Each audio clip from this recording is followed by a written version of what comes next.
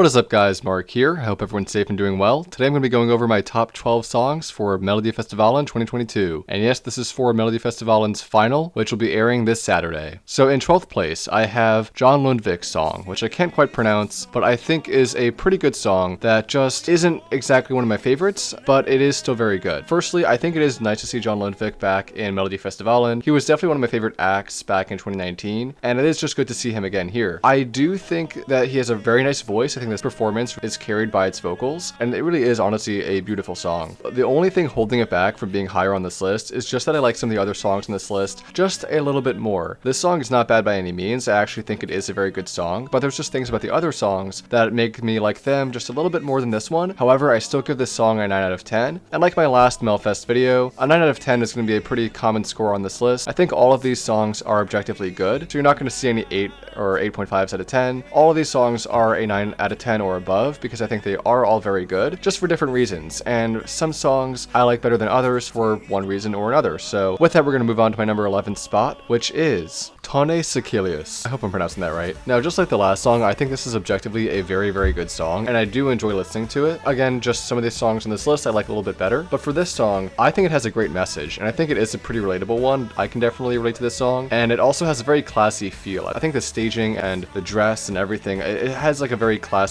atmosphere to it, which I like a lot. And I also kind of like this song being titled My Way. I wonder if that's in reference to Frank Sinatra, and just sort of the atmosphere of the staging makes me wonder if there is some sort of subtle nod to Sinatra or to like the 1940s aesthetic, but I don't know for sure. I just think that's kind of what I kind of gathered from the song, and I do like that a lot. The only downside I think is just that the lyrics are kind of generic. I mean, this is a good song. I think it's a very good and empowering song. Again, I just feel like I've heard songs like this before, but overall not a bad song by any means, and I'm going to give My Way another 9 out of 10. With that, we're going to move on to my next spot on this list, which is... Now, this song is definitely one of the songs that I think has a good chance at winning this year, just because Anders is very popular and a lot of people seem to like him. He's also very high in the odds, which I now understand why, because one of my commenters kind of explained it to me and gave a great explanation also. It was really helpful just in me kind of understanding why he's so popular in Sweden and why he's doing so well in the odds, because the song itself, at least for me, just wasn't one of my favorites, just kind of didn't blow my mind or anything. Like, it was good, but it just didn't wow me. So my thoughts on this song are just firstly that it's a little bit dated. It seems like a song that I would have heard maybe like a decade ago, and that's not necessarily a bad thing. I think some songs can make that work, but for me it just detracted just a little bit from my enjoyment of the song. I think the other thing too is just that, I think I mentioned this in my last Melfest video, but the song, maybe the title of the song, and I think the message kind of reminds me of the song Bigger Than Us from 2019. That was the UK's song back in 2019, and that song got almost last place, I think, and wasn't one of my favorites either. So maybe there is a bit of a connotation that I have with like Bigger Than the Universe, Bigger Than Us, that makes me like this song a little bit less. I'm gonna try not to make any judgments too much based on that. I do like a lot of things about this song though. I think that Anders has fantastic vocals, and the song has really nice visuals. I think the staging is objectively really good, and overall it is very nice to listen to. The song itself just isn't exactly my cup of tea, but it's not bad by any means, and I think Anders seems like a very genuine, nice guy. But again, it's just the song itself that doesn't really grab me that much. But overall, 9 out of 10. I think this performance is great, and I think he will do very well in the final. With that, we're gonna move on to my next spot on this list, which is... So you might be surprised to see this song at this spot on my list, but that's really because a lot of the other songs on this list have grown on me a lot more since last time, and I just like them just a little bit more than this one. So with this song, Innocent Love by Robin Bengtsson, this song really just kind of falls into the pitfall, which I think a lot of songs do fall into, of just being very generic. And while I do like the live performance, and I think Robin has great stage presence and everything, this song just isn't very strong to me, and unfortunately, for me, it just isn't strong enough to really compete with a lot of the other songs on this list, which have grown on me that much more. So this song hasn't really grown on me that much since last time. I don't want to say it's grown off me because it really hasn't. I still like the song, I still like Robin's performance, and again, I do like a lot of the moments where like he's singing on the floor. I like the use of lights and everything. I think it is really creative. The song is a lot of fun and is pretty catchy. Just the thing is, this song doesn't really click with me as well as some of the others do, and hasn't really grown on me since last time. So for that reason, it is in my number 9 spot on this list. However, I do think the song is really exceptional, and I do give it a 9 out of 10. And you know, it is nice to see Robin back. I do hope he does come back to Melodifestivalen after this year, because he does give really great performances and delivers really great songs. And it would also be nice to see him in Eurovision, but I feel like this song for me isn't quite strong enough to make it to ESC. I think that Robin has a lot more potential, and maybe if he comes back in the future with something a bit more different, a bit more out of the box, then he'll have a real shot at going to Eurovision again. But overall, still not a bad song by any means. I do like it a lot. And with that, we're going to move on to my next spot on this list, which is Faith Kakembo with the song Frida. Now this song is great. I love a lot of the gospel sort of chorus elements of it, and I think that's something that really makes it stand out in this competition. It does remind me of something that the Mamas have done in 2020, but the song still feels fresh and very unique. This song is definitely a song that has grown on me a lot, and I think what I like about it the most is that it really builds up. Now one of the critiques I had for this song was that it was a bit slow in the beginning, which is true. I wasn't really too quick to get into the song at first, but as the song went along, the momentum of the song really did build up. And I think my favorite part of the song is towards the end when the other singers come on stage.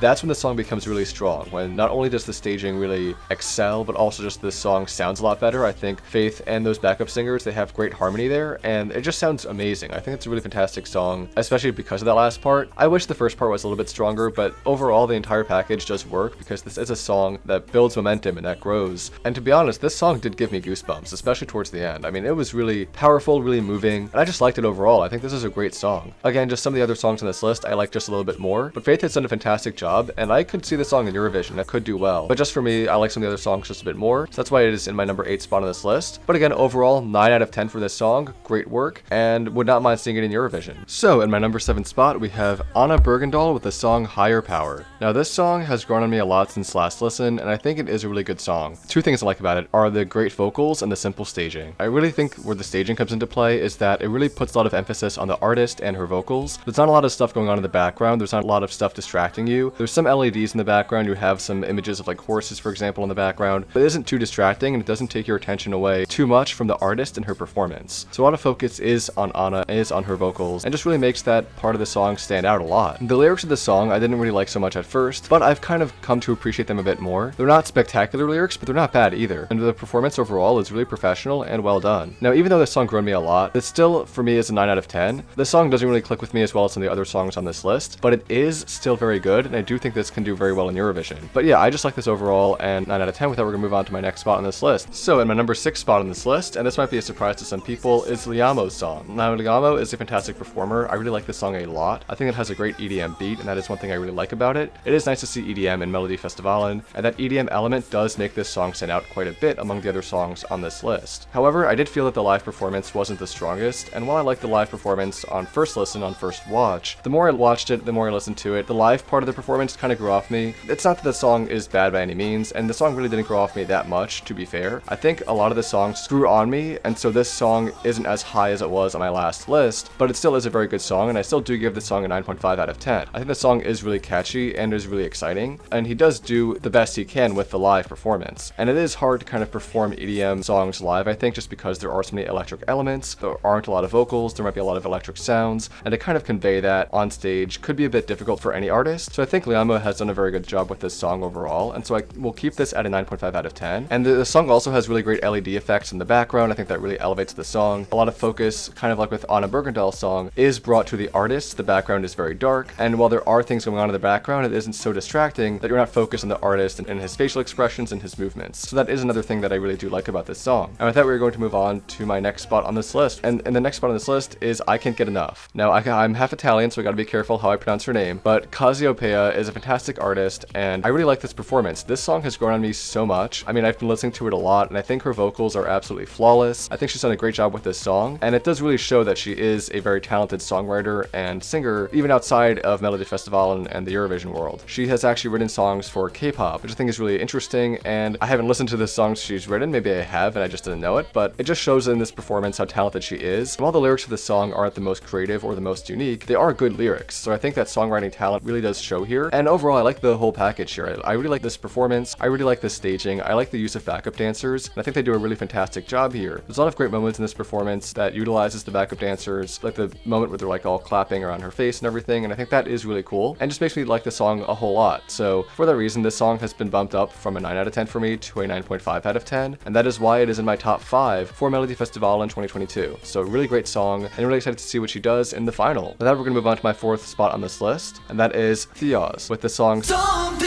Vill.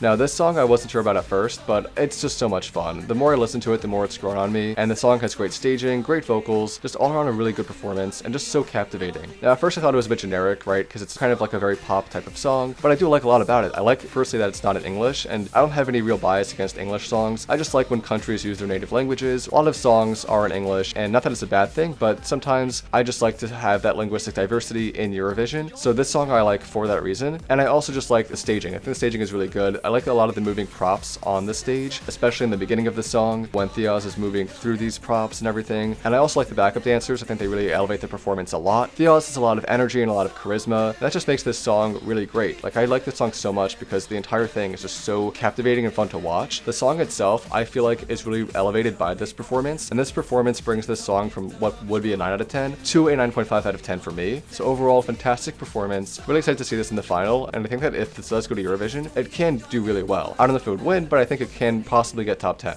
So great song, a lot of fun, love it a lot. And with that, we're going to move on to my top 3 on this list. In my third place is one of my absolute favorite songs this year, and that is Medina with the song In Idaman. Now this is a really strong performance, and I gotta say the vocals on this song are absolutely phenomenal. I love pretty much everything about it. I love the backup dancers, I love the staging, I love the fire in the background, I love the orange colors of the stage, I love the lighting, I love the lights, I love just everything about this. The stage presence of those two performers is phenomenal. They really steal the show, and they just have such great vocal range. It's really phenomenal. This performance is really just one of the best by far. Still give it a 9.5 out of 10. Pretty close to a 10 out of 10 to be honest, because this song is just so good. I can barely find any critiques for it, and if this does go to Turin, it can do really well. Again, kind of like with the last song, I like that this song brings that element of linguistic diversity. It's not in English, it's something we haven't really heard before, especially not in Melodifestivalen, and it's something that I think would really stand out in Eurovision a lot. So overall, I love this song, and I love the cultural elements that it's bringing. Really brings something different to the table, and really stood out on first listen. So with that, we're going to move on to my number 2 spot on this list, which is Clara Hammerstrom, I hope I'm pronouncing that right, with the song Run to the Hills. Now, Clara has done a fantastic job with this song. I really love this performance. I love her outfit, I love the staging, I love the LEDs in the background. Just everything about this is really phenomenal and really just blew me away. The song itself is super catchy and really upbeat, and just something that I really would like to see in Eurovision. I think this can do really well, and it does have those kind of like retro ESC vibes. This seems like a song that you just pulled out of the 2000s ESC and like made it relevant for the present day. It has that sort of old school kind of sound to it, but it also feels fresh and very new. I don't really know how to describe it, but overall this song is really phenomenal, and I love her performance. And I do like at the end there's this kind of surprise backup dancer that kind of comes out of nowhere, and that was really cool too. So the performance keeps you on your toes. It's very different and very original, and the song itself is just a lot of fun, and I love to listen to it. So with that, I'm going to give this song a 9.5 out of 10. I think this is absolutely phenomenal and can do fantastically well in Eurovision if it goes. With that, we're going to move on to my number 1 spot on this list, which is, you probably have guessed this, Cornelia Jacobs with the song Hold Me Closer. Now this is one of the best performances by far this year in my opinion, and I think a lot of that comes down to the authenticity of the song. Now Cornelia really adds such a personal touch to this song. Something about it feels so raw and so real about her emotions, and I think a big part of that is not only her facial expressions, but her voice. She's doing something with her voice here, and I'm not sure how to describe it, but something about her vocals, you can hear the pain in her voice, and that makes this song just so much more exciting to listen to, and just really makes it so much more heart-wrenching. To be honest, this is one of the most heart-wrenching songs of this entire national final season, if not the most heart-wrenching song. I think a lot of people, myself included, can relate to the message of this song. It's just so beautiful and so well done, and Cornelia just has fantastic stage presence. Like, I could not take my eyes off her. I think the staging was really good too. I know there were some issues with the staging. I'm not sure exactly what those were. For me, everything looked kind of fine. Again, I did see room for improvement with the staging, but for me, it looked totally okay. So apparently something might have gone wrong with the staging. I'm not sure. If you guys can let me know down below, I'd love to hear about that. But apparently Cornelia is planning to step up the staging for this Saturday, and I'm not really sure how she's going to do that. But regardless, I'm not going to judge the song too much based off the staging, just because we didn't get to see what they actually wanted to show us because of maybe whatever error or whatnot there was. However, I think this song is fantastic overall. Even with the staging, I think it's really great. And for me, this song and this performance gets a 10 out of 10 because this is just absolutely phenomenal. It was really touching for me, and I think can do exceptionally well in Eurovision. If this goes, this can easily be in my top 3 of this year. So with that, we're going to wrap up this video. Let me know what you guys think about Melodifestivalen down below. Who is your winner? What do you want to see next? Please leave any comments or suggestions for future videos. And also, please be sure to like and subscribe. It really helps out the channel, and I really do appreciate it. And with that, I will see you all next time.